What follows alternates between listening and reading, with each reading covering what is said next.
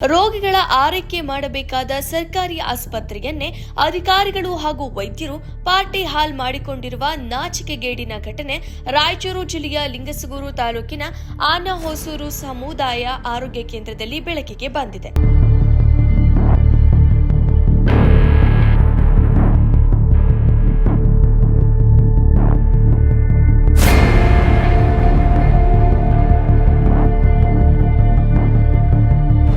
ಆನಹೊಸೂರು ಸಮುದಾಯ ಆರೋಗ್ಯ ಕೇಂದ್ರದ ಆವರಣದಲ್ಲೇ ವೈದ್ಯರು ಹಾಗೂ ಸಿಬ್ಬಂದಿ ಚಿಕನ್ ಮತ್ತು ಎಗ್ ಕರಿಯನ್ನ ತಯಾರಿಸಿಕೊಂಡು ಕಚೇರಿಯಲ್ಲೇ ಭರ್ಜರಿ ಪಾರ್ಟಿ ಮಾಡಿದ್ದಾರೆ.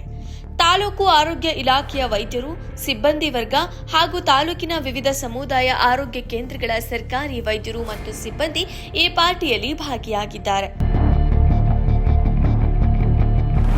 ಸರ್ಕಾರದ ಸೇವೆಯಲ್ಲಿದ್ದುಕೊಂಡು ಕರ್ತವ್ಯದ ವೇಳೆಯಲ್ಲಿ ನಡತೆ, ಶಿಸ್ತು, ಕರ್ತವ್ಯ ನಿಷ್ಠೆ ಹಾಗೂ ಕರ್ನಾಟಕ ನಾಗರಿಕ ಸೇವಾ ನಿಯಮಗಳನ್ನು ಗಂಭೀರವಾಗಿ ಉಲ್ಲಂಘಿಸಿದ್ದಾರೆ ಎಂಬ ಆರೋಪ ಕೇಳಿಬಂದಿದೆ.